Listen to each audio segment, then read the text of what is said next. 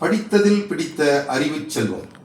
நீ வழிபடும் கடவுளை அல்லது தொழிலை தவிர வேறு எதனிடமும் மனம் ஈடுபடாத விதத்தில் பார்த்து கொள்வதே பெரிய சாதனை. Quote by Shanthanandar.